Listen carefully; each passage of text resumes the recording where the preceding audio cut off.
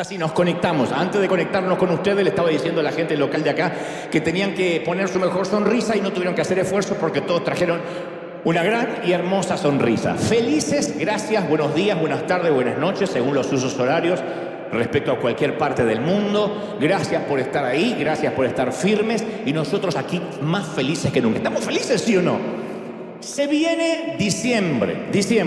A los que están en casa les cuento que el domingo que viene te vamos a mostrar lo que va a ser esta fiesta de regalar 1000 pavos, 1000 turkeys a toda la gente que necesita ese símbolo. No sé si lo necesita, pero por lo menos va a sentir que es un mimo, un cariño del Señor al recibir un pavo para celebrar el Día de Acción de Gracias que se celebra aquí en la Unión Americana y que se debería ser una moda en el resto de América Latina, ya que se hizo moda Halloween, que se haga de moda el Día de Acción de Gracias. Un día para dar gracias a Dios por la cosecha, por la familia, por las cosas buenísimas. ¿Vieron cómo tardan esas cosas en hacerse virales, no? De brujas se disfraza todo el mundo, de brujas se disfraza todo el mundo, pero ¿cómo tardan? Los días de agradecimiento deberían hacerse viral. Pero ya, dicho sea de paso, estamos en la recta final, entrando en diciembre, y este año River Toys, que es esta fiesta donde vamos a regalar juguetes, donde vamos a hacer que muchos chiquitos sean felices, vamos a subir la apuesta para tratar de regalar 1 millón de juguetes. No aquí en la puerta solamente, porque 1 millón de juguetes no podíamos repartirlos solos. Aquí en River, un día antes de la Nochebuena la celebramos acá, el domingo 24 en los 2 servicios, vamos a abrir las puertas media hora antes para que las filas no sean demasiado largas, o sea que en el servicio de las 9, en vez de abrir las puertas a las 8:30, la vamos a abrir a las 8, en el de las 12:30 la vamos a abrir a las 11, para que haya una hora antes para poder acomodarse. Pero ya para eso hay tiempo. Eso va a ser el 24, domingo, y el 31, que cae también domingo. Después se van a celebrar, como todos se van a celebrar a sus casas, tomando juguito de naranja. Lo cierto, yo no digo nada, porque después se hace viral todo lo que digo. Yo no digo nada. Lo cierto es que un día antes de la Nochebuena, el sábado 23, aquí va a haber un River Toys donde vamos a poner, ya los tenemos rentados y confirmados, 2 camiones de In-N-Out repartiendo 1000 hamburguesas combos gratis que van a estar aquí enfrente. Para los que no saben de otras partes del mundo, In-N-Out es como una droga para la gente de acá. Hasta el que está a dieta come un In-N-Out. Es una suerte de hamburguesa, pero sin el payaso. Bueno, van a ver un poquito más fresca.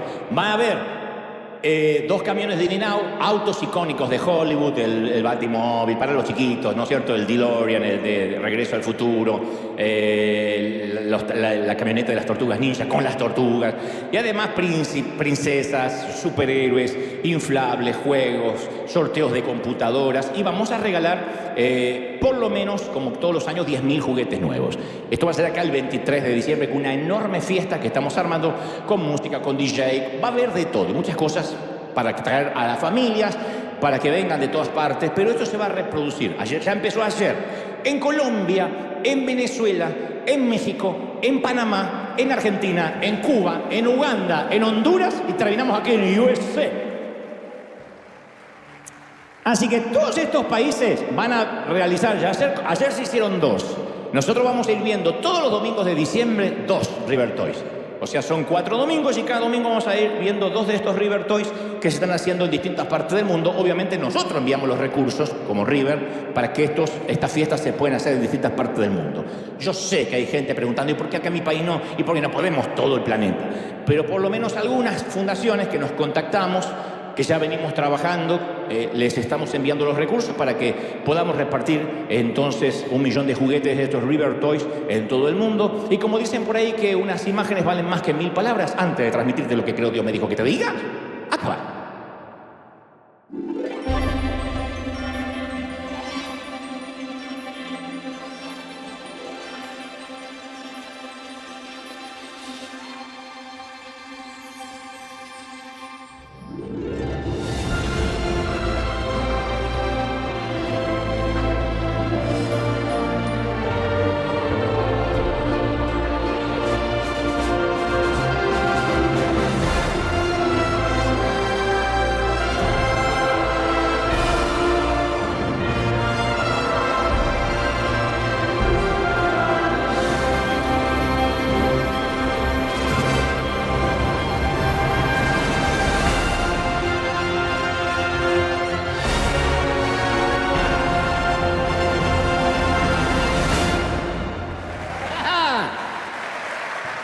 Y el domingo que viene ya va a estar ahí. Hemos preparado un sitio en el Loy para que podamos traer ya los primeros juguetes desde el domingo que viene.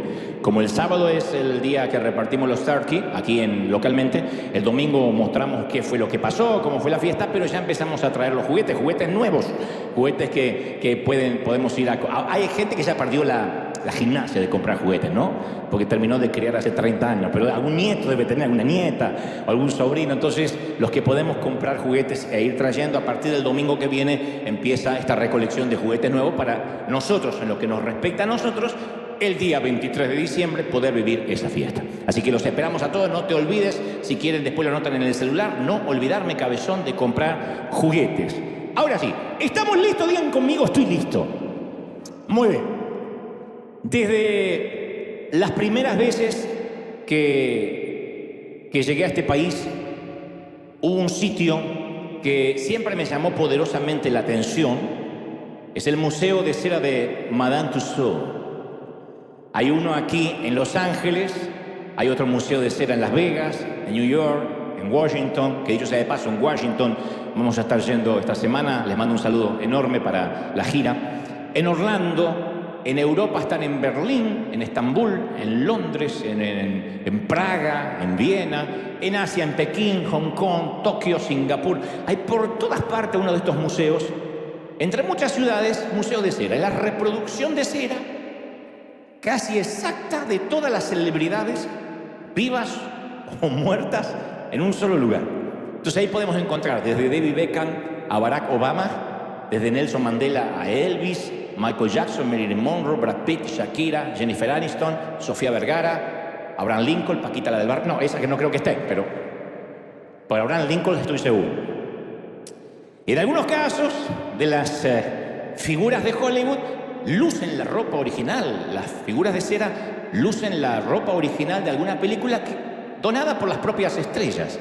Y hay gente que, si es un poco distraída y está dando vueltas dentro del museo, es capaz de pellizcar a una persona real pensando que se trata de una estatua de cera. Las veces que yo fui, siempre me sentí tentado a ponerme al lado de una de esas estatuas y quedarme lo más quietito posible así. A ver si alguien me confundía con alguien de cera y que diga, ¡ay, qué real! Y te pellizque, ¿no? De hecho, esa idea se le ocurrió ya a Arnold Schwarzenegger, quien se hizo pasar por una estatua, vestido, luqueado como Terminator. Y cuando se movió de pronto para saludar a los turistas, casi mata de un infarto a dos señoras. Lo que sucede es que cuando entramos a ese tipo de museo, luego de unos cuantos minutos de ver gente que no es real, perdemos el sentido de quién es de cera y quién no lo es. Especialmente cuando vemos señoras demasiado maquilladas. Uno dice, ¿serán de cera? No, están maquilladas nomás para salir. Y creo que algo similar a veces nos pasa en la vida real. En ocasiones, cuando uno está rodeado de tanto fingimiento, ya no distinguimos a ciencia cierta lo que es verdadero. Por eso los expertos afirman que para detectar los billetes falsos hay que familiarizarse mucho con los billetes reales. Uno no puede aprenderse todos los billetes falsos que existen y que se van a inventar. Entonces uno tiene que aprenderse cómo lucen al tacto y a la vista los billetes reales. Porque existen diferentes tipos de billetes falsos, pero hay que entrenarse, insisto, en conocer los auténticos para detectar de manera inmediata los que son una réplica. Pero aún así, uno puede vivir rodeado de falsedad, de figuras de cera. Y esto se debe a que la mayoría preferimos fingir hasta nuestra propia identidad. El fingimiento es parte de la raza humana. Nunca mostramos realmente lo que somos. Las redes sociales es la punta del iceberg de lo que trato de decir. Siempre en las redes sociales uno finge. ¿Se acuerdan cuando tenías 20 años y sacabas una selfie así y ya la publicabas? Después de los 50 uno saca 50, 60, 70 fotos, 32 filtros, hasta que ponemos una y todos en el perfil lucimos 30 años más jóvenes. Todos, ¡ay, qué joven! Después lo ves en la realidad y es la mamá de la que aparece en el perfil. Porque nos gusta fingir. No importa que no somos esa persona. No importa que no somos reales. Mientras que crean que somos así y así lucimos, nos encanta fingir. Yo recuerdo que cuando tenía 17 años necesitaba un empleo que demandaban que tuviera 21. Y obviamente yo no estaba dispuesto a irme a casa y esperar 4 años hasta tener esa edad y conseguir el empleo. Así que tomé mi documento y meticulosamente con una hoja de afeitar cambié el último dígito de mi año de nacimiento. No sigan este ejemplo de mis años de mundano. Fue un momento perdido mío. Falsificar un documento público es un delito gravísimo. Pero de manera instantánea pude ganar 4 años más, así rápido, y conseguí el empleo. Además de alardear con las chicas de lo joven que me veía, que me decían, te ves muy joven para tener 21. Y sí, así me hicieron, heredé la genética alemana. Porque me veía más jovencito, lógicamente tenía 17, pero yo quería tener 21 y cambié el documento. Obviamente aquel delito prescribió y hoy en día, si pudiera cambiar un número del documento, le quitaría años en lugar de agregarle. Pero todavía existen personas que borran parte de sus vidas y pretenden ser alguien que aún no son. Y todos lo hacemos, en mayor o menor medida, todos fingimos. Y no creo necesariamente que sea por razones maliciosas, porque todos tenemos idea de quiénes queremos ser. Y mientras que llegamos hasta ahí, a esa persona que queremos ser, a veces fingimos ser más mayores, más inteligentes e incluso más espirituales de lo que realmente somos. Y cuanto más tiempo llevamos fingiendo, parece que lo estamos logrando y todos creemos que se lo están creyendo. Lo triste es que no podemos ni engañar a Dios ni engañarnos a nosotros mismos. Y somos tan buenos a veces engañando a la gente que terminamos creyéndonos lo que proyectamos. Pero el problema de simular tener 21 cuando apenas tenemos 17 es que terminamos creyendo que hemos llegado a un lugar que todavía no hemos alcanzado de manera orgánica o de manera natural. Es por eso que, insisto, a veces nos compramos casas, celulares o ropa costosa que en realidad todavía no podemos pagar, no lo podemos costear. Pero nos autoconvencemos de que sí, podemos hacerlo y disfrazamos eso de reverencia diciendo yo lo hago por fe, confiando en Dios y después quedamos endeudados por años. Porque como decíamos el domingo pasado, nos equivocamos en la temporada. Y por la misma razón tomamos posiciones de liderazgo o subimos a los escenarios o emprendemos una empresa cuando aún todavía no le hemos permitido a Dios que trabaje en nuestro carácter. Pero Dios no es alguien que confunde la cera con la realidad. Dios no se confunde. Dios no pellizca a una persona real pensando que es de cera, ni pellizca a una estatua de cera pensando que es real. Dios es el único que no se lo puede timar. Y en la Biblia aparece una historia de una pareja conformada por Ananías y Zafira. La historia es muy conocida. Vendieron algunas propiedades, un matrimonio que vendió algunas tierras. No hay que demonizarlos. Yo escuché que siempre que se habla de esta pareja se los demoniza. Pero no eran villanos. No creo que eran tramposos de nacimiento. De hecho, estoy seguro que ellos amaban a Dios y amaban a la iglesia. Vendieron sus tierras, donaron todo el dinero, bueno, casi todo el dinero. Estoy seguro que el lunes Ananías le dijo a Dios y a todos los que lo rodeaban que iban a vender la tierra con su mujer e iban a donar todo el dinero. Probablemente repitió lo mismo el martes, dijo lo mismo el miércoles, el jueves alguien le preguntó y dijo, sí, lo voy a donar todo. Quizás el viernes a todos los amigos le dijo lo mismo. Una vez más, voy a entregar el dinero de la venta de mis propiedades o de nuestras propiedades a la iglesia. El sábado fue a donde sus amigos y le preguntaron, nos dijeron que vas a donar todo. Y él dijo con orgullo, sí, todo. Capaz que no estaba tratando de mentir ni de engañar a nadie. Y lo más probable, que es un síndrome muy común, es que lo dijo en tantas ocasiones que lo daría todo, que terminó creyéndose su propia mentira. Hay gente que se mira en el perfil de Facebook o en el perfil de Instagram y se cree que luce así. De tanto que le pone filtros que se cree que literalmente es así. No voy a decir quién porque estamos saliendo al aire en vivo, pero hay una persona muy famosa, no diré el nombre aunque insistan y se mueran de ganas, que quitó los espejos de su casa. Es una dama. Y como no quiere verse envejecer, una suerte de Dorian Gray, no quiere verse en espejos. Entonces tiene un fotógrafo en planta, un fotógrafo viviendo en su casa. Y cuando ella quiere verse cómo luce, le pide que le saque una foto, que le ponga todos los filtros y ahí es cuando ella se ve. Entonces cuando se peina, dice, a ver cómo estoy, le saca la foto, le pone todos los filtros y la muestra 30 años más joven. Dice que le hace bien a su estima verse como en la foto y no como en el espejo. Si hay alguien que está haciendo eso en la casa, váyase a internar por su propia cuenta. Llame ya y diga, voy para allá. O mande la ambulancia o voy. Es gravísimo. La cosa es que algunos se terminan creyendo su propia mentira. Y en el caso de Ananías y Zafira, habían guardado parte del dinero de la venta de sus tierras. Es razonable. Era su propiedad, eran sus tierras, era su dinero. ¿Está mal quedarse con algo y el resto, qué sé yo, el 80, el 90% donarlo a la iglesia? No, es fabuloso. ¿Quién hace eso? El problema de Ananías es que se estaba haciendo pasar por alguien que no era, él y su esposa. Y entonces dice la palabra que cayeron muertos delante de Dios. Insisto, Dios no es alguien que confunde la cera con la realidad. Dios vio que estaban aparentando una imagen falsa. Ellos le decían a todos a su alrededor que estaban en una posición a la cual aún no habían arribado, no habían llegado. En lugar de ser el matrimonio, conformarse con ser el matrimonio, que estaban donando una gran parte de la propiedad, ellos codiciaron un aplauso más grande.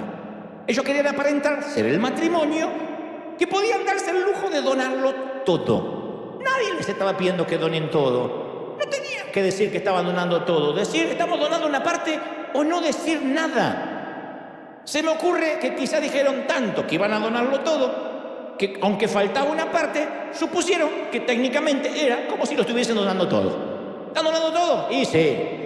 Y se miraron entre ellos y dicen, porque donamos bastante, es como si fuera todo, pero no era todo.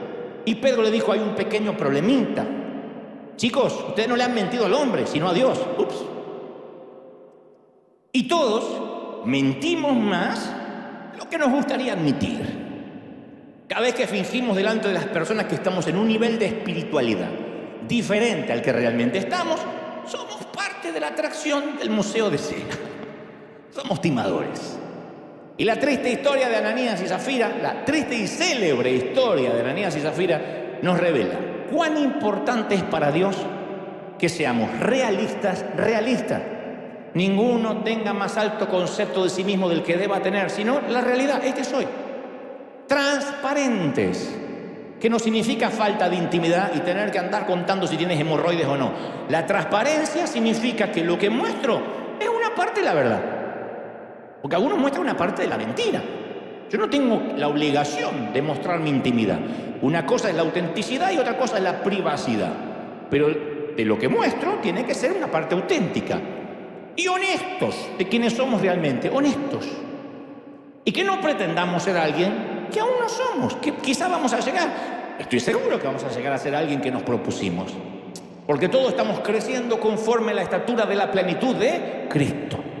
Ahora, estoy seguro que Dios disfruta vernos en cada una de las etapas, aun cuando todavía nos estamos equivocando, aun cuando tropezamos. ¿Por qué sé que Dios disfruta vernos en cada una de las etapas? Porque un padre disfruta a un bebé. Cuando es bebé, una mamá disfruta al bebé, aunque se haga encima, aunque dependa desde lo más básico hasta cambiarle los pañales. Pero es una etapa que hay que disfrutar. Después hartan los pañales, pero se disfruta. Y después uno disfruta la adolescencia y esa parte de la rebeldía. Disfrutamos hasta que sean adultos. ¿Notaste que cuando uno le pide a alguien que nos saque una foto, siempre el que la saca se está sonriendo? Siempre. No hay alguien que diga, ok. Siempre. Y no va a salir en la foto. Pero es un acto reflejo. Nadie saca una foto sin sonreír. Dios hace lo mismo cuando nos mira. Entonces cada vez que nos mira, yo estoy convencido que se sonríe. Porque Él no tiene una réplica de cera de mí que luce más inteligente, más espiritual, más sabio, más guapo lo que soy. Es tal cual. Bueno, me puse ejemplo. Uno tiene una cera tuya, más guapo que tú.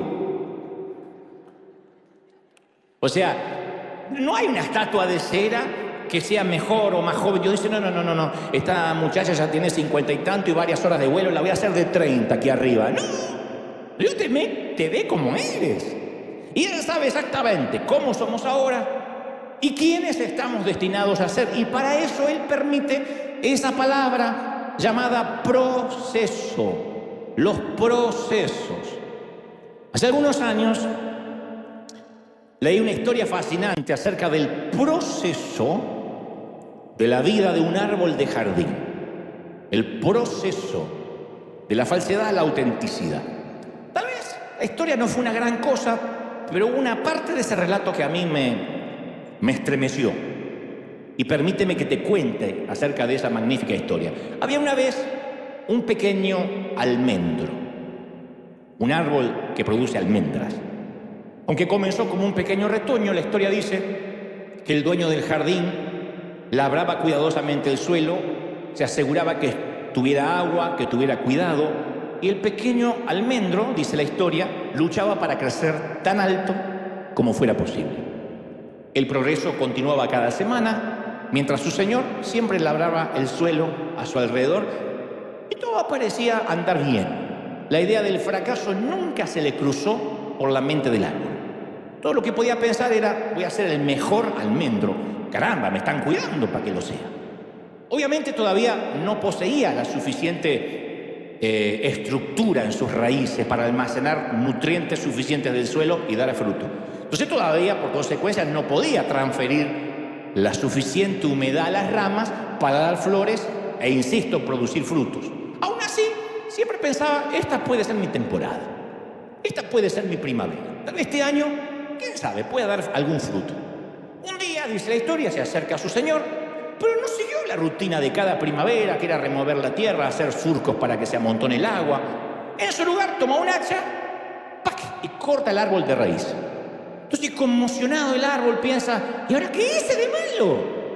Yo estaba dando lo mejor de mí, no hice nada malo, no me merezco esto. Y el pequeño almendro se sentía traicionado porque la misma persona que se supone debería cuidarlo, interesarse por él, ahora lo separaba de su fuente de nutrientes. Entonces no podía creer que ese mismo señor lo estuviese cortando de raíz. ¿Cómo iba a sobrevivir? ¿Qué había hecho mal?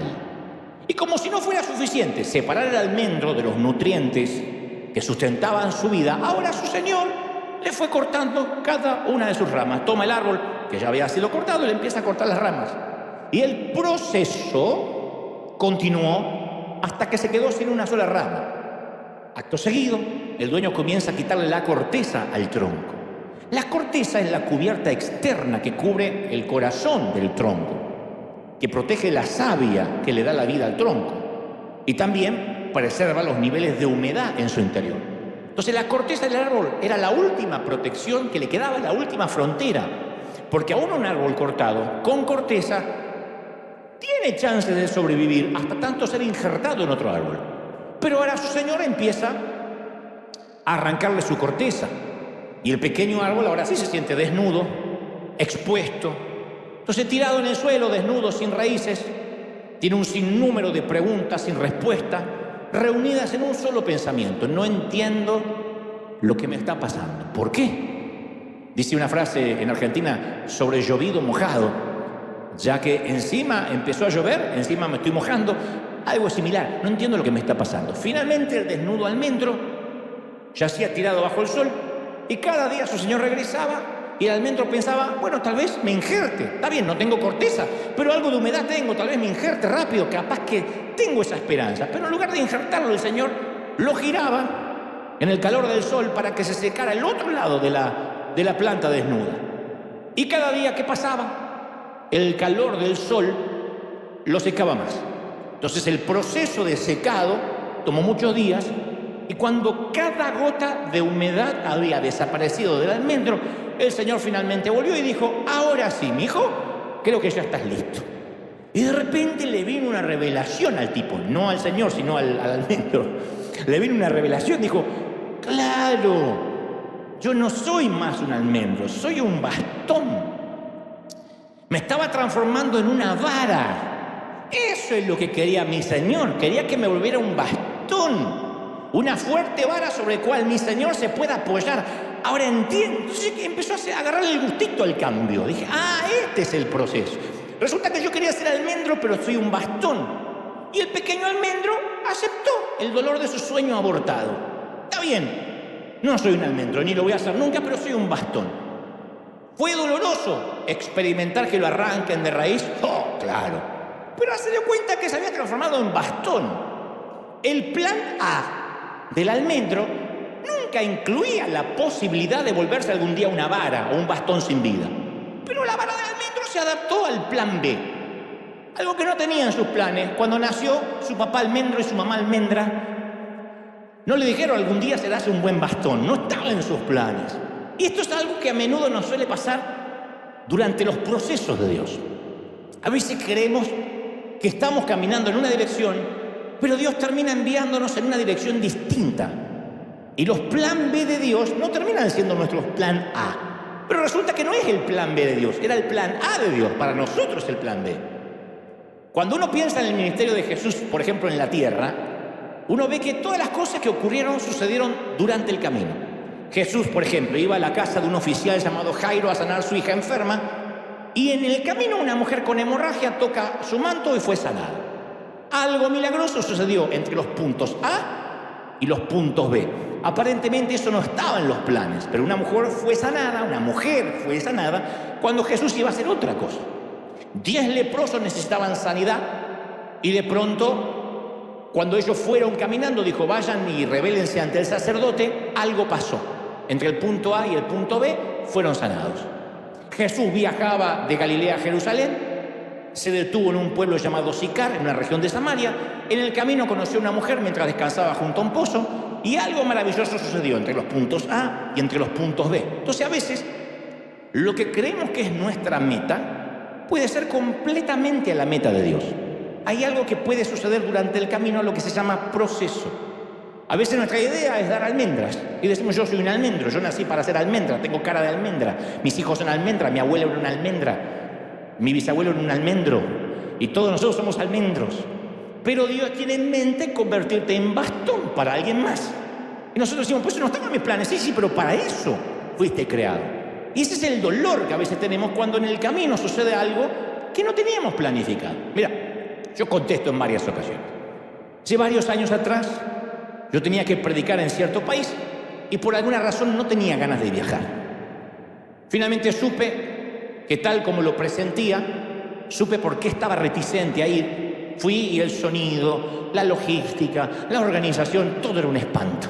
Ni siquiera había pastores detrás del evento, sino que era un grupo de muchachos que se reunió a hacer algo y en aquel entonces yo también era amateur y fui y la pasé bastante mal. No porque sea piqui, sino porque la gente no oía, porque estaba mal hecha el evento. Así que de igual modo prediqué, ya estaba ahí. Así que hice frente, me fajé, aguanté, bajé molesto, reconozco del escenario. No se me nota porque yo soy un gran fingidor y podría trabajar en la estatua de cera, en el museo de cera. Bajé con la sonrisa, pero esa sonrisa que es una sonrisa tipo, estoy estreñido de vientre y no quiero que se me note. Eso sí, ¿no? No es la sonrisa que uno sonríe con los ojos, es la sonrisa así de la Gioconda, así, de la Mona Lisa. Que de acá para acá, tengo ganas de matar a alguien. Y acá estoy sonriendo. Y cuando bajo del stage, un muchacho me sigue hasta el auto, que me iba a llevar supuestamente hasta el hotel, y dice, ¿puedo hablar contigo? Yo no quería hablar con nadie. Dice, pero no, te quiero confesar, tú eres como mi hermano mayor. Y lo vi al muchacho necesitado de hablar. Me dijo que su papá lo había abandonado, que mis mensajes, lo mantenían con vida. Y entonces, por alguna razón, me quedo unos minutos con él, platicamos. El chofer me decía, vamos. Yo dije, no, me quedo unos minutos. Por alguna razón sentía de quedarme. Oré por él, de manera rápida, tampoco voy a decir que me pasé media hora orando. Oré por él, me abrazó muy fuerte. Antes me dio un dibujo de mí que aún conservo. Y me dice, cumplí mi sueño, me podría morir mañana. Y antes de subirme al avión al día siguiente, me dijeron que esa misma noche el muchacho había tenido un accidente fatal y había perdido la vida. Y entonces supe que ese viaje no era el servicio lo que Dios tenía en mente, no era la reunión de la noche, sino que Dios había arreglado una cita para hablar con aquel muchacho. Y la Biblia está llena de esas historias de hombres y mujeres que fueron llamados para un propósito, pero en algún momento de sus vidas y por cierta temporada o por cierto proceso, Dios les cambió la dirección de manera inesperada o arregló una cita que no estaba en la agenda. El camino de Dios, por lo general, nunca es el más rápido.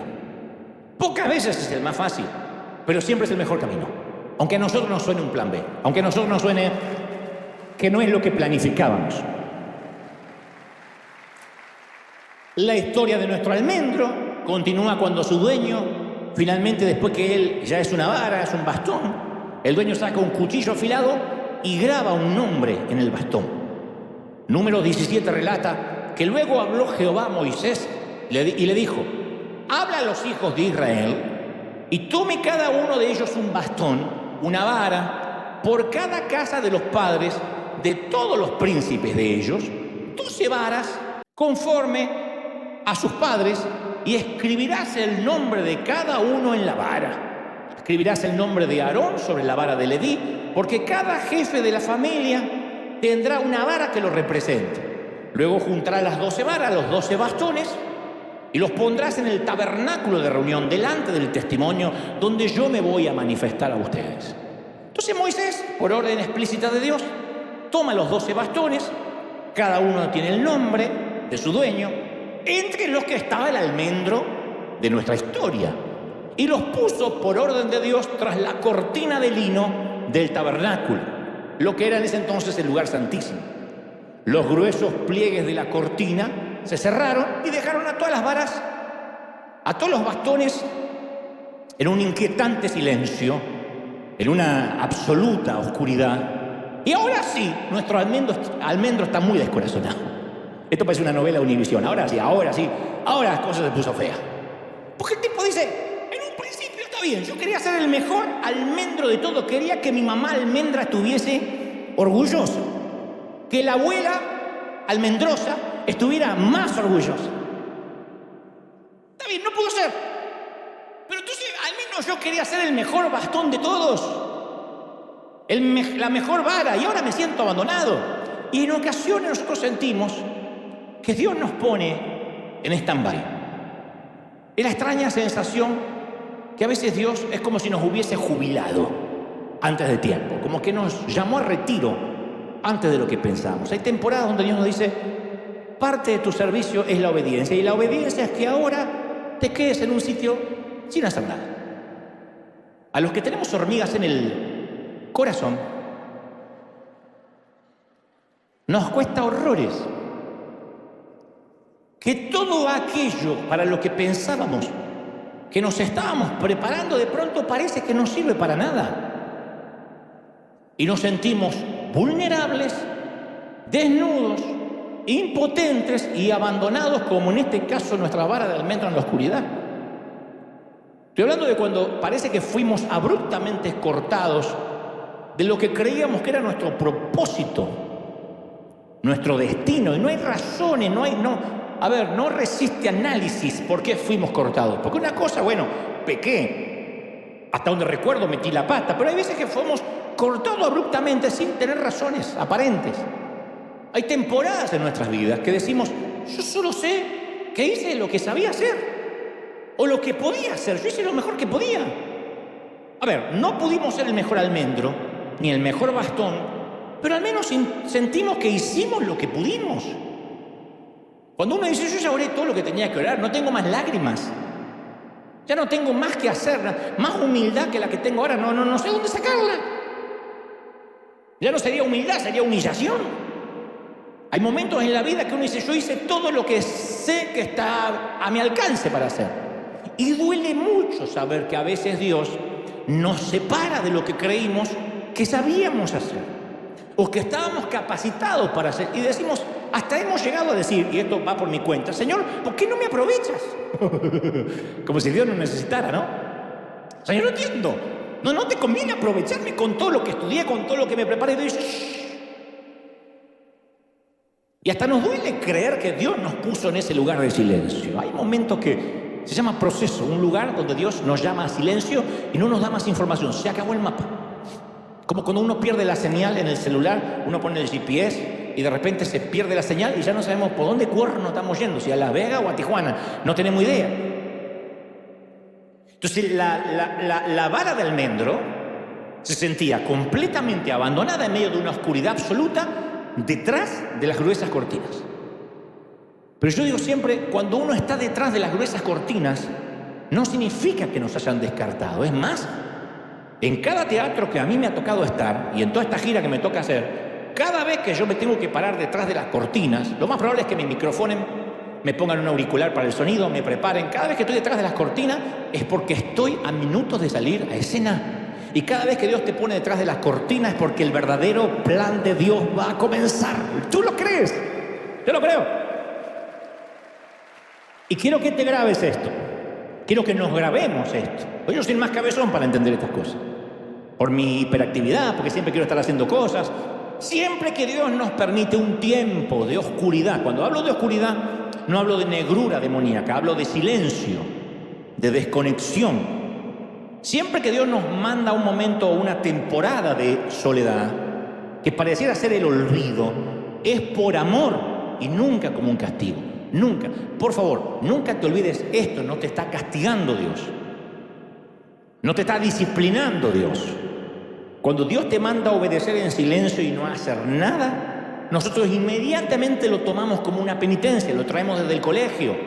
Yo soy de los tiempos donde Goebbels al rincón, Goebbels al rincón. Así que está gracioso, es comediante el señor. ¿Por qué no nos cuenta el chiste así nos reímos todos? Porque así eran las maestras, tenían alergia a la felicidad en mi tiempo.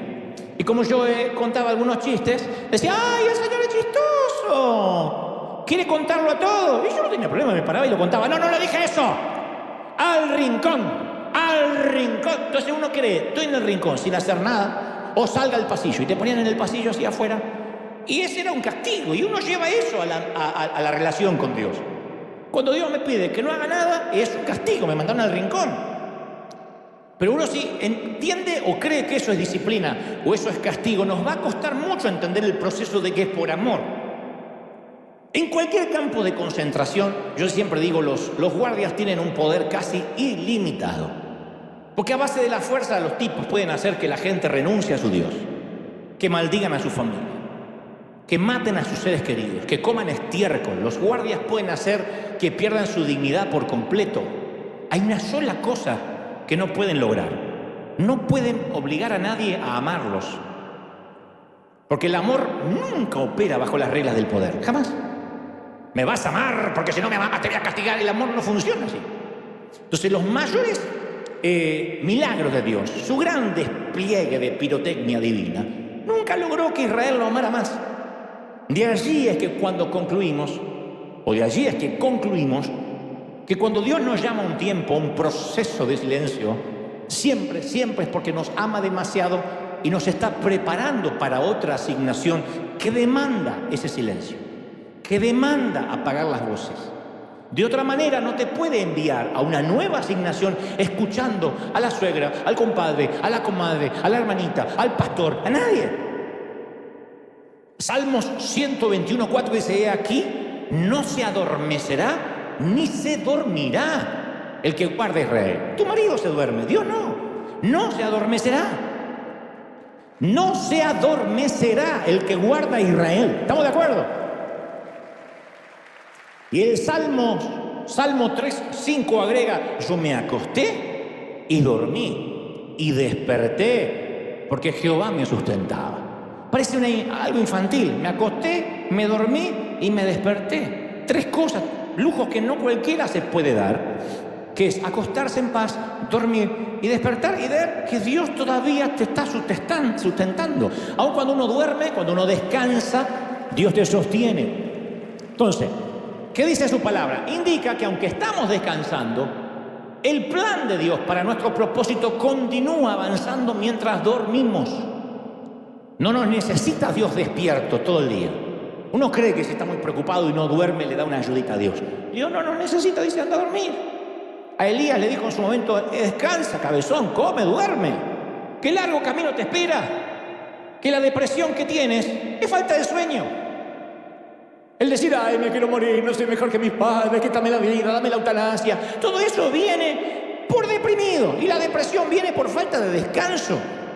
Cuando la mente no descansa, aunque descanse el cuerpo 6 u 8 horas, si la mente no se detiene, eso produce una sobreexigencia en el motor que deviene en depresión. Cuando uno no descansa es porque cree que puede resolver todo, uno se cree Dios. Hay cosas que no se pueden resolver. La preocupación nunca resolvió un problema. ¿Quién dijo, debo un montón de dinero, pero esta noche me quedo toda la noche en vigilia, preocupándome y a la mañana escribo el cheque? ¿Cuándo la preocupación escribió un cheque? ¿Cuándo la preocupación sanó a alguien?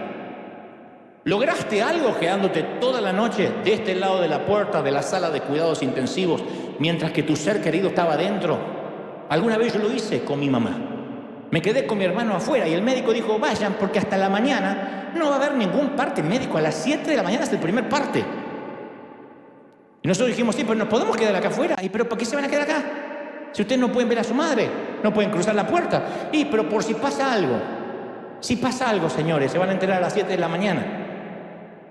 Y mi hermano le dice, y si se muere a las 3 de la madrugada, se van a enterar a las 7, que se murió a las 3. Y mi hermano, que es otro almendro como yo, o lo era, dijo, nos vamos a quedar, porque yo no estoy tranquilo. Era para peor, porque escuchábamos gente que de otro lado que jadeaba, que por ahí era alguien con asma, no tengo la menor idea. Escuchábamos ruidos, golpes, porque había un montón de enfermos del otro lado. Y decía, ¿crees que es mamá?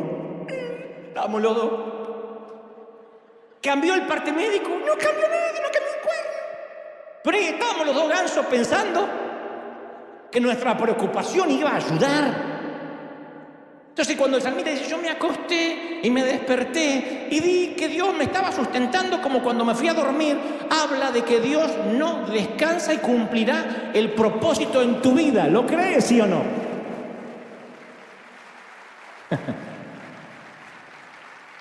Una de las piezas de música clásica que más se ha interpretado en el mundo es, ¿saben cuál es, no? No es ni Despacito ni ninguna de Taylor Swift. Es la Sinfonía número 5 en Do menor de Beethoven. La reconocemos de inmediato por su emblemática apertura, aparecido hasta en los cartoons de Tony Jerry. ¡Tananana! Mire, no sabe nada de música clásica, pero esa la conoces. ¡Tananana! Son las 4 de las notas más famosas de la música occidental. ¡Tananana! Así empieza. Ahora, ¿sabías que en realidad la partitura comienza con lo que se llama musicalmente un silencio de corchea? Justo antes de la primera nota hay un silencio de corchea. Ustedes dirán, ¿y si no aparece ahí? Vendría a ser como un 0 a la izquierda, que no suma. No, para un músico el silencio de corchea lo tiene que respetar. Resulta difícil ver la intención que tuvo originalmente Beethoven al poner el silencio de corchea ahí como un amortiguador de sonido antes de comenzar la obra. Pero cuando un concierto que van a tocar este tema está por comenzar, siempre hay ruido en el ambiente. Conversación de los asistentes, gente que busca su asiento, incluso el ruido del papel de los programas de mano. Y algo de silencio en el inicio de la sinfonía sirve para limpiar los oídos, incluso si se trata de un solo silencio de corchea. Entonces, antes del tananán, hay un silencio de corchea sepulcral en cualquier sitio donde se ejecute esta sinfonía. Porque el silencio es lo que nos prepara para la sinfonía. Y lo mismo vale para nuestras vidas. A veces nos hacen falta un silencio de corchea, que no entendemos por qué está ahí en la partitura. Pero si uno quiere ser, en especialmente, sinfonías de la gracia de Dios, el Señor nos va a meter antes de cada temporada un silencio de corchea, que te lo vas a acordar siempre. El tiempo que Dios te llamó a cerrar la jeta, dice Dante habla hoy, mi versión popular. El tiempo que Dios nos llama, silencio. Entonces, para el árbol del almendro convertido en la vara del líder, la vida había empezado a ir otra vez bien. Y ahora está en medio de un montón de otras varas, en medio de la oscuridad, en medio de lo que llamamos un silencio de corchea, que decimos, ¿y para qué? ¿Para qué está ahí? Es que Dios no es alguien que confunde la cera con la realidad. Y Dios sabía que el propósito del almendro nunca sería ser solo un bastón, aunque aparentara, luciera como un bastón. No sé si sabías que según las gramáticas, si las recuerdas del colegio, cuando dos palabras son opuestas, pero se combinan en una misma frase, es un capricho gramatical de la lengua de Cervantes, eso se llama un oxímoron. ¿Se acuerdan de los oxímorones? Como por ejemplo, pequeños gigantes. Uno podría decir, a ver, son pequeños, no son gigantes, pero decimos, este hijo es un pequeño gigante, es un oxímoron. Y esto es un instante eterno. Si es un instante, no es eterno. ¿Se entiende lo que es el oxímoron, sí o no? Una luminosa oscuridad, un fuego helado, hispanos puntuales. Es un oxímoron. Argentinos humildes, oxímoron. Buena suegra, oxímoron.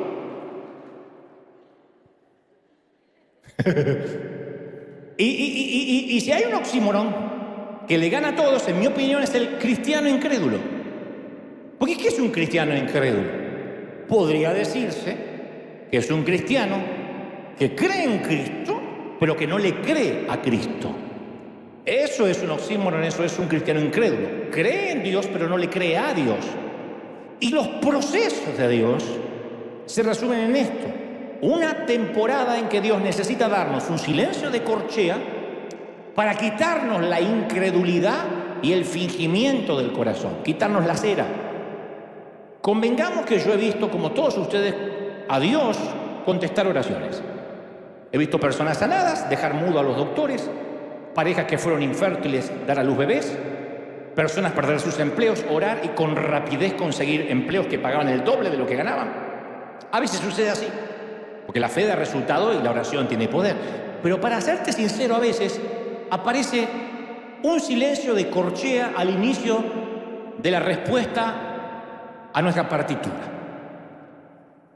Es como que en ocasiones hacemos la mejor oración, como el almendro, hacemos todo lo que se supone que sabemos hacer, de lo más honesto, de lo más profundo del corazón, y no hay respuesta. El momento del cambio no sucede, el cáncer se esparce, la metástasis avanza, las finanzas escasean, el matrimonio se siente más solitario aún. Entonces la fe no nos garantiza una vida libre de oscuridad, pero sí nos capacita para descubrir la oportunidad de ver la gloria de Dios en medio de esa oscuridad. ¿Me están siguiendo? O sea, ¿qué es lo que voy a descubrir? Esos procesos. Entonces, todas las grandes historias comienzan con un silencio de corchea de adversidad. Claro que si uno pudiera escribir su propia historia, no elegiríamos una adversidad o un silencio al inicio. Porque nosotros queremos que nuestras historias salten de la promesa de liberación a la fiesta de la tierra prometida y evitarnos las batallas, el desierto. Uno dice, ¿por qué Dios no me construyes un puente sobre el Mar Rojo, por encima de mis aguas turbulentas, y que mis enemigos tampoco se acerquen demasiado? Pero no funciona así. La vida no puede funcionar así. Ni criar a un hijo lo podemos criar así. Como papá queremos que nuestros hijos no sufran. ¿Quién quiere que el hijo sufra? Pero no podemos evitarle el sufrimiento. Podemos estar atentos al bullying, a que no lo molesten, a que no se abusen de él, pero en algún momento lo vamos a tener que dejar volar. Y va a tener que tener sus propios golpes. Ojalá hubiera un frasco de pastillas de experiencia. Tómate 2 pastillas de experiencia, mijo. Son las cosas que yo pasé, así no las tienes que pasar. Ojalá se va a tener que golpear incluso con las mismas piedras que se golpearon sus padres. Uno trata que no, pero vaya que somos torpes. O nosotros no nos golpeamos con las mismas piedras de nuestros padres. Bueno, justo vinieron todos los santificados de la Iglesia Universal del Reino de Dios. Nunca veríamos lo fuerte que es Dios si nuestra vida no tuviese oponentes al cual Él tuviera que vencer. Si todas nuestras oraciones fueran contestadas, gran pregunta. ¿Y por qué todas las oraciones no son contestadas en el momento que le hacemos? Rápido. Porque nosotros comenzaríamos a poner la fe en el poder de la oración en lugar de poner la fe en el poder de Jesús. Así somos. En cuanto la oración resulta, ya no necesitamos la comunión con Jesús. Nos quedamos con la oración y mandamos a mudar a Jesús. Y no nos gusta el proceso. ¿Por qué? Porque el proceso siempre es la historia detrás de la gloria. Entre la promesa y la paga siempre hay un proceso. Y si no sabemos procesar el proceso, es probable que el arribo a la tierra prometida se retrase. O no llegue nunca, en el peor de los casos. Entonces muchos perdemos la recompensa porque desfallecemos ¿en dónde? En el proceso.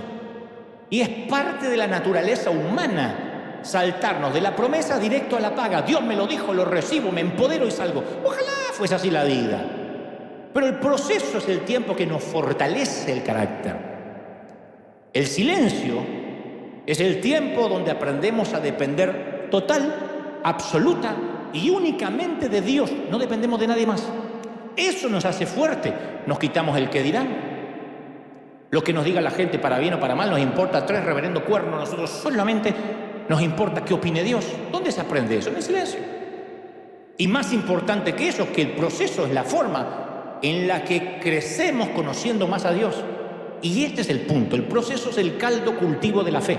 Es lo que hace crecer la fe. Porque cuando uno está en silencio, lo único que le queda es fe. Confiar que va a salir de ahí. ¿Qué te queda? Vengan que a las 7 de la mañana va a haber un parte médico. ¿Qué es lo único que puedes hacer? O la estupidez que hacíamos con mi hermano, o irte a casa, descansar y usar la fe. No puede ser nada. Tu hijo sale a pasear y te dice, te aviso, vengo de noche, porque ya está en edad para irse. Vive en tu casa, pero tiene el nene 41. Y se va. Y la madre dice, yo no puedo dormir hasta que él no regrese. ¿Qué puedes hacer? Ponerle un seguidor, un microchip sin que se dé cuenta, en alguna parte, haciéndole creer que es un supositorio. Y ver por dónde anda mi hijo. Se está tardando mucho. O descansar y usar la fe. Irte a dormir, en paz me acostaré y asimismo dormiré. Solo Dios me hace estar y vivir confiado. Eso es parte del proceso que se aprende en la fe, en confiar, ¿sí? Ahí uno aprende en la oscuridad a caminar por fe y no por vista. Y no se puede aprender eso si no transitamos un tiempo en la oscuridad. Hay una cantidad de sucesos importantes en la Biblia en que la victoria se alcanzó en la noche, en la oscuridad. Jacob luchó toda la noche. La liberación de Israel en la Pascua ocurrió de noche. La batalla de Gedeón comenzó en la mitad de la noche. En más de una ocasión dice la palabra, y el ángel de Jehová fue de noche y mató a todos los enemigos. Entonces esto, como le decimos a los chiquitos, la oscuridad no es para que te asustes, es para que descanses. La oscuridad no es para que te asustes, es para que Dios te manda a dormir. Hay momentos que Dios no solo no te necesita, no se tomen esto mal, sino estorbas. Hay momentos, es que Dios no me necesita, no, y aparte molestas. Entonces Dios dice, a dormir. El otro día escuché algo muy fuerte, no sé si debería decirlo, pero porque siempre estas son las cosas que me meten en problemas, pero es parte de mi autenticidad. Un amigo mío me dice, ¿sabes? He pensado seriamente que a veces Dios permite, en ciertas ocasiones, no siempre, la enfermedad del Alzheimer, porque desconecta Dios el cerebro de alguien para tratar directamente con su espíritu, sin interrupciones. Y me dio el ejemplo de su propio padre, que era un hombre que su mente no le dejaba acercarse a Dios, porque razonaba todo. Y en su afán de racionalizar todo, no podía aceptar nada en fe, ni su propia salvación, a pesar de estar años en la iglesia. Hace un día, ¡pac!, un cablecito, se desconectó. Y entonces lloraba en la presencia de Dios. Y tenía grandes encuentros con Dios. Y este hijo decía, si papá no hubiese tenido desconectado parte de su raciocinio, no hubiese tenido ese encuentro con Dios. Este es un caso extremo de lo que yo creo. No tengo evidencia teológica para respaldar esto, pero yo sí estoy de acuerdo y coincido y adhiero plenamente de que muchas veces nosotros mismos somos los estorbos para un proceso de Dios. Y estamos, Señor, quiero ser almendro, quiero ser almendro, quiero ser almendro, quiero ser almendro. Y dice, bastón, cabezón, bastón, cabezón. Y cuando nos conformamos con ser bastón, nos manda a la oscuridad. Dice Salmos 46, quédense quietos, reconozcan que yo soy Dios. Entonces, ¿para qué Dios a veces nos pide que nos quedemos quietos? Para reconocer que Él es Dios, que tú no eres Dios, que no manejas la vida. Quédate quieto, porque andando crees que estamos trabajando juntos, dice Dios. ¿Crees que yo te necesito? Quédate quieto y reconoce que yo soy Dios. Quédate quieto, adórame y reconoce que yo peleo tus batallas. ¿Estamos de acuerdo? Quédate quieto. La cosa es que durante la noche más larga y más solitaria de su existencia, el pequeño almendro comienza a sentir algo raramente familiar, que fluye a través de sus células. Había pasado mucho tiempo desde que había tenido esa sensación que ni siquiera ya sabía qué era. La humedad se empezó a filtrar a través de la marchitada vara que alguna vez fue almendro. Y en medio de la oscuridad sintió la extraña sensación de que la corteza se le estiraba. Y literalmente ve que ¡pac!, sale un brote de su costado. Y luego otro brote estalló en la superficie del otro costado. Eso mientras estaba ahí en la oscuridad. Y mientras que un tercer brote aparece, el primer brote comenzó a florecer, aún en ausencia de la luz solar, de raíces que no tenía, plantadas, supuestamente debería haber estado plantado en un suelo que lo sustentara. Luego el segundo brote florece, seguido del tercero y el cuarto. Uno a uno continuaron toda la noche. Entonces, para el asombro del estupefacto almendro, uno de los brotes milagrosamente empieza a dar una almendra. Él nunca en su vida había dado almendras. Acuérdense que fue cortado antes. Y ahora ya había perdido no solo la capacidad, sino la esperanza de tener almendras.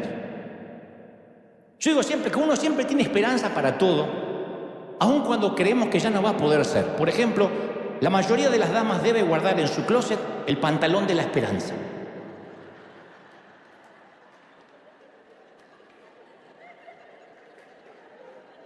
Porque algún día estuviste dentro de ese pantalón. Hoy no te entra ni un brazo. El brazo no entra en una de las piernas. Tiraste todo menos el pantalón de la esperanza. Y te dice alguien, ¿no lo vas a tirar? No, porque algún día lo voy a volver a poner. Me voy a obligar a adelgazar. Perdón que te lo diga, en tu vida vas a volver a entrar ahí. La naturaleza grita, liberen a Willy, no va a pasar. Pero todos tenemos, yo también, un pantalón de la esperanza. El almendro tenía una almendra de la esperanza que no iba a pasar más, estaba cortado, estaba seco.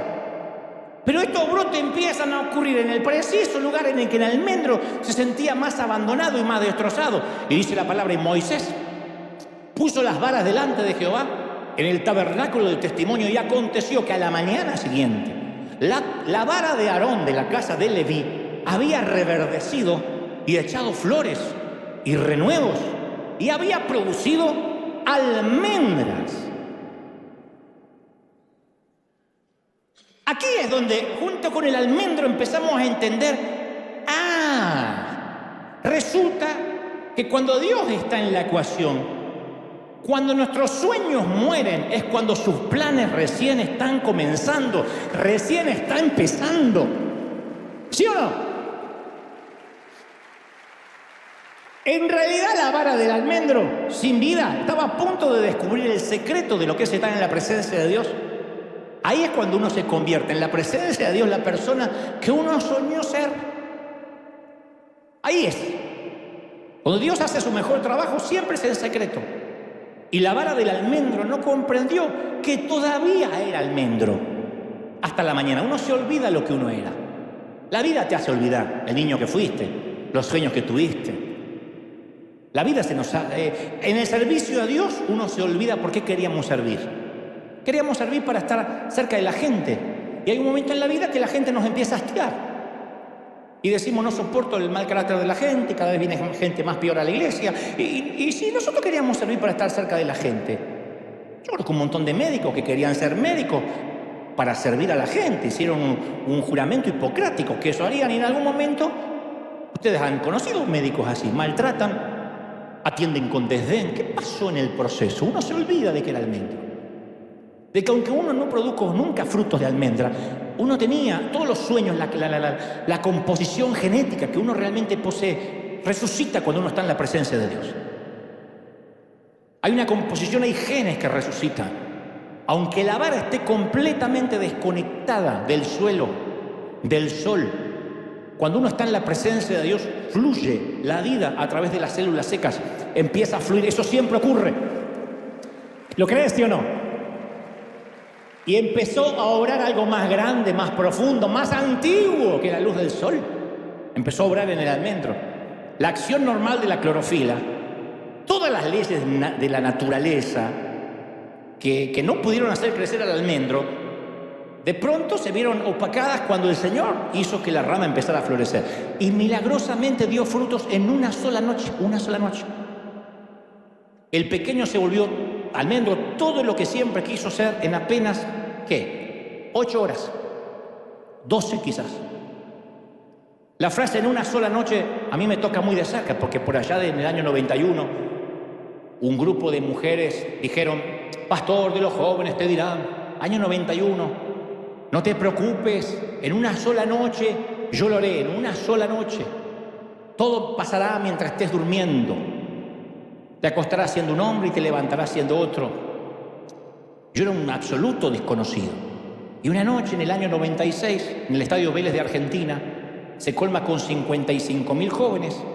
No sabían quién iba a predicar, sin publicidad, sin recursos, sin redes sociales, sin contacto. No existía internet. Los que son de Taylor Swift para acá creen que eso nunca pasó. Hubo un tiempo que en el mundo no había internet. No estaba en boga, por lo menos en Argentina, y de pronto aquella noche aparece de la nada alguien que yo nunca había visto hasta ese día, un famoso cantante llamado Palito Ramón Ortega, o Ramón Palito Ortega. 55.000 jóvenes vieron soplados, quién sabe por qué. Aquí tenemos un testigo que es Gastón, quien dirige la alabanza y la adoración, que fue con sus 15 o 16 años con su hermano. Vamos a Vélez, que me parece que viene un predicador no sé de dónde. Ahí fue que nos conocimos, o por lo menos él me vio de lejos, pero no tenía idea de qué se trataba. Y este Ramón Ortega se para a mi lado, saluda al gentío, canta. Hasta hoy no sé quién lo invitó, cómo llegó hasta ahí, por qué fue, pero con él llegó todo un equipo de prensa, de gráfica, de radio, televisión, y sacaban fotos, y aquella noche nos fuimos a dormir, y a la mañana mi jeta estaba en todos los periódicos y revistas, y en todos los canales de televisión, en todos. Y aunque el famoso era Palito,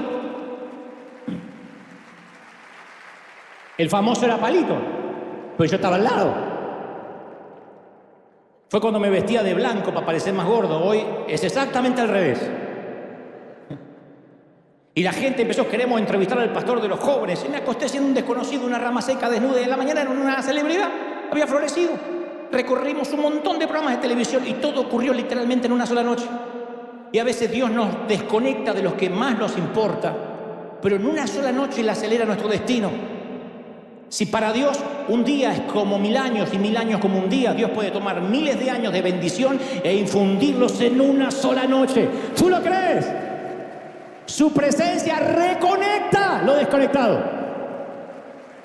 Y después la gente nos pregunta, ¿y cómo obtuviste ese fruto? Si hasta ayer ni siquiera sabía que existías. Tu empresa no tiene el capital, no tiene la experiencia que se necesita. ¿Cómo conseguiste ese contrato? Ni siquiera cayó la lluvia y estás dando fruto. Y para todas esas preguntas de los famosos oxímoron de cristianos incrédulos que no creen, hay una respuesta posible. Una sola noche en la presencia de Dios hacen que nuestros sueños más grandes cobren vida. Él puede hacer todo en una sola noche, ¿lo crees, sí o no? Nunca subestimes el potencial de un encuentro con Dios. ¡Aleluya! Pero hay un último secreto, una última joya de la corona. La palabra dice que Moisés sacó todas las varas delante de Jehová y todos lo vieron, y cada uno toma su vara, y Jehová le dice a Moisés, vuelve la vara de Aarón, métela dentro del arca del pacto, que quede guardada como señal.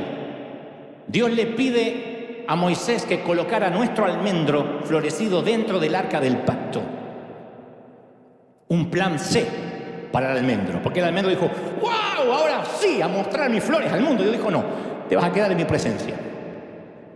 Y lo que él pensó que era otro castigo, era otro proceso. El escritor a los hebreos relata que en el arca había una urna de oro que contenía el maná, la vara de Aarón que reverdeció y las tablas del pacto. Eso es lo que estaba dentro del arca del pacto.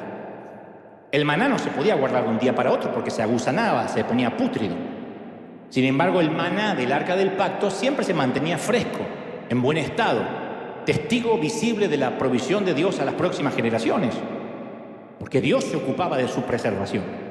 Dios no estaba interesado en que las futuras generaciones abrieran el arca y vieran un maná podrido, reseco, agusanado, rancio, verde. Imagínense que salga un olor pútrido del arca. Ordenó a Moisés y a Aarón que colocaran el maná y la vara de almendro de Aarón en su presencia porque la vida iba a continuar ahí sobrenaturalmente. Recuerda este axioma, nada hiede y nada muere en su presencia. Los ministerios no mueren, los llamados no mueren, los dones no mueren, las promesas de Dios no mueren. En su presencia nada tiene mal olor. Nuestros sueños se mantienen frescos en la presencia de Dios. Y la frescura es un derivado de la intimidad. En cualquier relación, la frescura es un derivado de la intimidad. Y mientras que la vara está ahí, florece. Mientras que el maná está ahí, está fresco, comible. Porque la presencia de Dios preserva, da vida. Entonces, tal vez quizá esta mañana estamos atravesando una temporada donde Dios permitió que te quitaran toda la corteza, la provisión, los recursos que sustentaban tu vida o las personas a las cuales te aferrabas. Y sentiste que cada gota de humedad fue absorbida de tu ser y te desconectaste de cualquier cosa que te daban oxígeno, que te daban energías para seguir adelante. De pronto, ¡pac!, se te cerraron los oxígenos, las dependencias humanas, y fuiste abruptamente cortado de lo que alguna vez creíste que era tu propósito, que era tu destino. ¿Te acuerdas cuando decías, yo si no sirvo a Dios me muero? Si yo no soy mamá, no sé para qué me levanto cada mañana. Y un día los hijos se van. Y tu propósito de ser mamá, aunque lo sigues siendo técnicamente, a la práctica eres mamá 2 veces al año si lo eres, cuando te visitan. ¿Recuerdas cuando decía, no, si me falta esto me muero? Y yo decía, ¿cómo? ¿Qué dijiste? ¿Que si te falta qué te mueres? Y te corta. ¿Eso? ¿O esa persona de la cual dependías? Entonces nos quedamos en medio de un silencio de corchea. Y justamente ahí es cuando uno deja de fingir, deja de pretender ser una atracción más del Museo de Cera. Es cuando nos damos cuenta que no resultó ni nuestro plan A de ser almendro, ni nuestro plan B de ser bastón. Y es cuando nos desparramamos en la presencia de Dios sin saber cómo orar, sin aliento. Estoy hablándote de esas temporadas que no tienes ni oxígeno ni para adorar, pero solo puedes decir entre dientes o entre lágrimas, me siento desnudo, desconectado, inútil, solo, sin protección, vulnerable.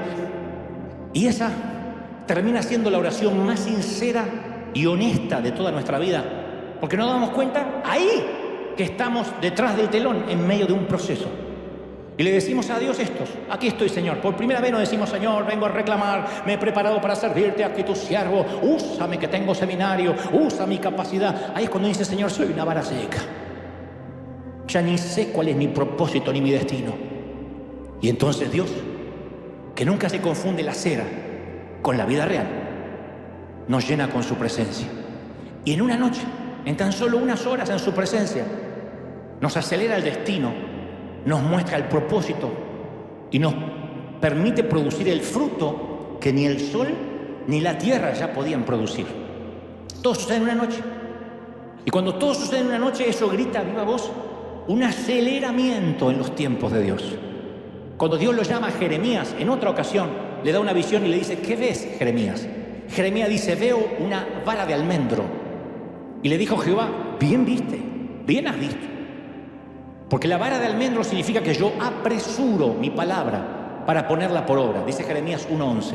La vara de almendro significa, a partir de la vara de nuestro almendro, que significa que el Señor está acelerando, urgiendo los tiempos. ¿Cómo supo Jeremías que esa era una vara de almendro? Todos los bastones se parecen. La única forma de reconocer que esa era una vara de almendro era que estuviera retoñada, florecida y con frutos. Entonces Dios nos está diciendo, ¿qué ves cuando te miras al espejo? Como le dijo a Jeremías, ¿qué ves? Porque yo te voy a decir lo que veo en ti. Una vara de almendro que aunque está seca y pelada, yo puedo hacer que en una sola noche tenga vida y esté repleta de frutos. Y antes que termine este año, en una sola noche y en tan solo unas horas, Dios va a acelerar nuestro destino y va a cumplir su propósito eterno en nosotros. Entonces, iglesia amada, vamos a volver a ser almendros, pero con frutos que fueron engendrados por la intimidad de la presencia de Dios. Vamos a celebrar al Rey si crees que Dios te habló. ¡Aleluya! Una vez que te pongas de pie, celebra y dale un aplauso al Señor para sellar esta palabra y dile, Señor, has hablado esta mañana. ¡Wow! Vamos, vamos, vamos, celebra al Señor de señores, al Rey de reyes.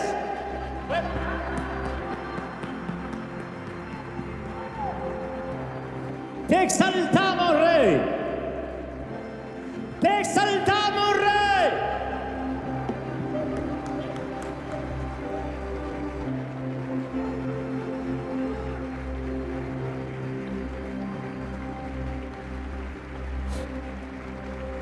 ¿Qué tal si tomamos un tiempo